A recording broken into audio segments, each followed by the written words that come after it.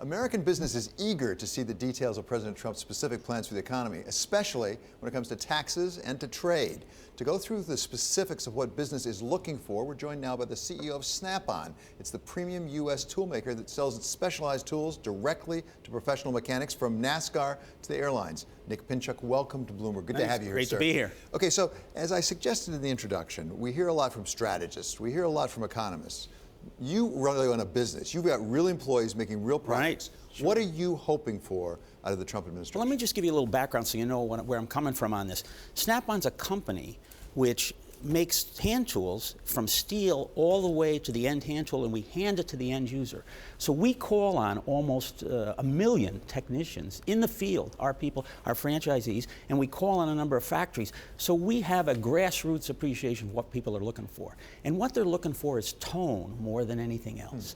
They understand the idea that there is limited political capital, so they're looking for an administration that leans toward helping the American worker and American business. So the fact that the president would have in his inaugural address, we will make no decision except for those in favor of the American worker, is positive. The fact that he would meet with business early is positive.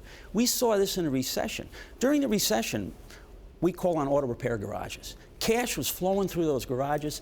The Wall Street Journal was writing articles like saying, economies glum, repair shops hum, yet they weren't buying long payback items because their confidence was poor. So our view is confidence is everything.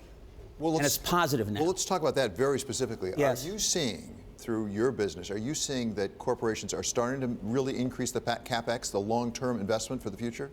Well, I don't know if you can pinpoint that. I think they're positive about that, and it creates an environment. I'm not sure they are or not. I think this environment will do this. I know that at the grassroots level, if you're talking about corporations, small businesses, they are. Small businesses, garages, the auto repair business, which is a bunch of small businesses, right down to the technicians, have never been better, has never been stronger. So their optimism is very good.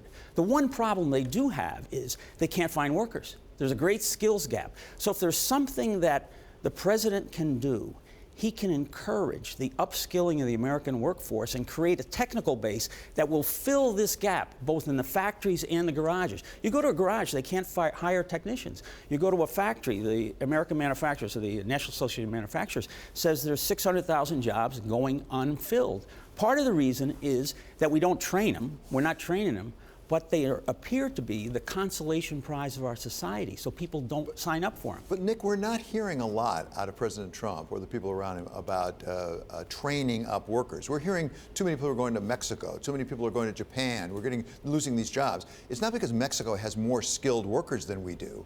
No, So is that a problem with President Trump's plan? That can be a problem, but I think the whole thing first is the understanding that there's only so much political capital. They understand that every president would say that American manufacturing is important, but it's a difference between endorsement and support. Where does it stand on the priority? And with the president, and by the way, people in the garages are saying things like paraphrasing the New York Times, they're saying things like, we don't want to have war with the judiciary. We want jobs. We don't want to talk about Nordstrom's. We want taxes, taxes to be adjusted. Okay, those kinds of things. Nick, right now, today, yes. We're watching political capital being expended in Washington. Yes, like discussions with the Russians and all sorts of things all over the place.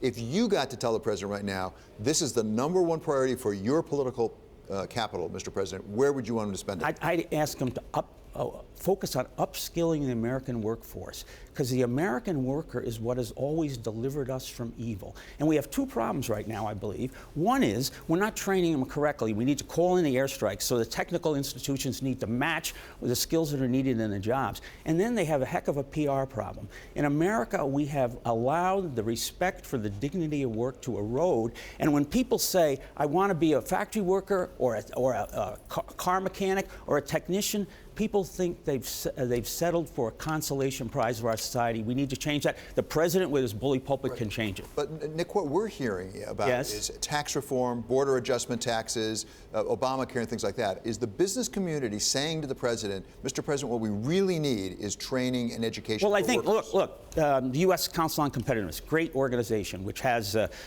brings together business and universities and labor unions and so on. They're talking about talent, They're talking about investment in technology. They're talking about investment, which is tax. They're talking about other things like infrastructure. So it's a group of things. But I'm telling you, if you're going from garage to garage and factory to factory, what you realize is what is needed is the upskilling of American workers. Because if they have the capabilities, even if you open trade barriers, they'll win the competition. So finally, SnapOn, for your business, you're not just a domestic business. You also we're have business international. overseas. Okay. Are you for or against the border adjustment tax? We are not worried about the border adjustment taxes. We import about as much as we export. 80% of what we sell in the United States is made right here, and a hand tool is 50% to 60% labor. And we really haven't moved anything offshore. So we're in we're actually, I think, in a great position. Even if they go to these destination taxes, which is the border tax, we'll be in a great shape.